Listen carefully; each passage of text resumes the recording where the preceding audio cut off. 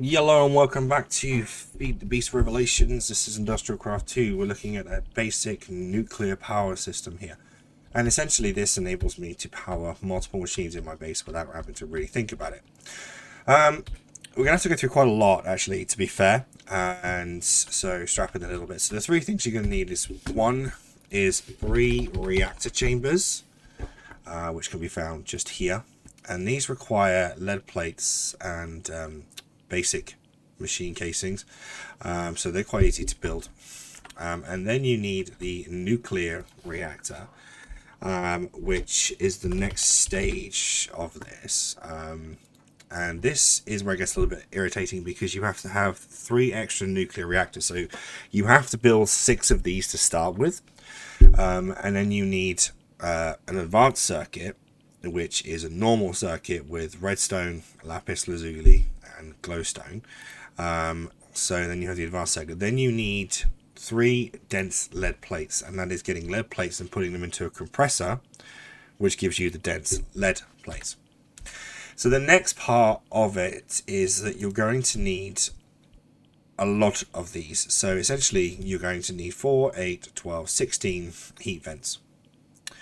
And the heat vents are made with iron bars, iron plates, and electric motors, which is made with tin item casings, coils, and iron. But the coils are made with lots of copper cables, so you end up using quite a lot in that regard. And the other thing you're going to need is 4 heat exchangers. And they are simply an electronic circuit with a copper plate and tin plates.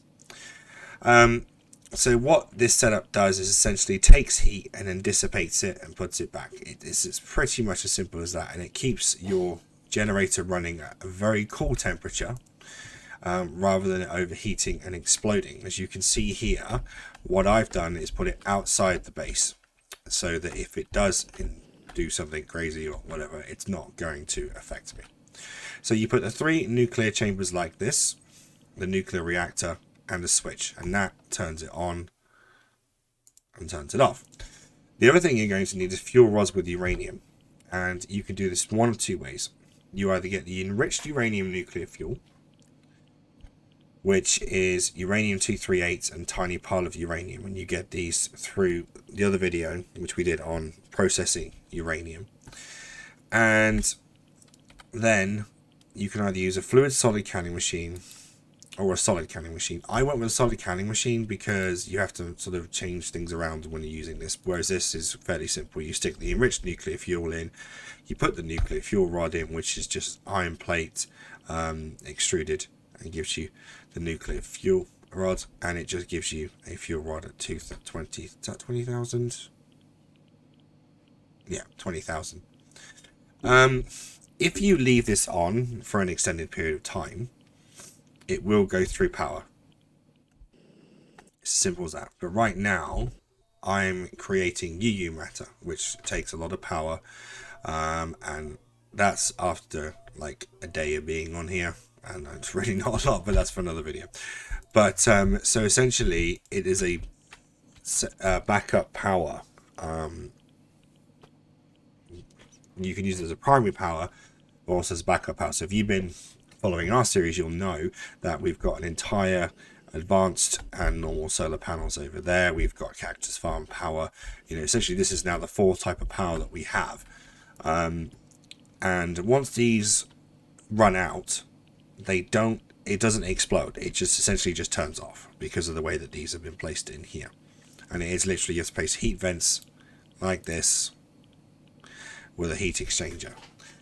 And we will be upgrading this at some point and making another video, but right now this is the very basic setup. Now, before you handle anything in there, make sure that you have your rubber suit on, because if you don't, and then you take one of these out, you're going to die of radiation poisoning. I did this yesterday because I completely forgot, and I managed to just get inside the building using the staff for traveling,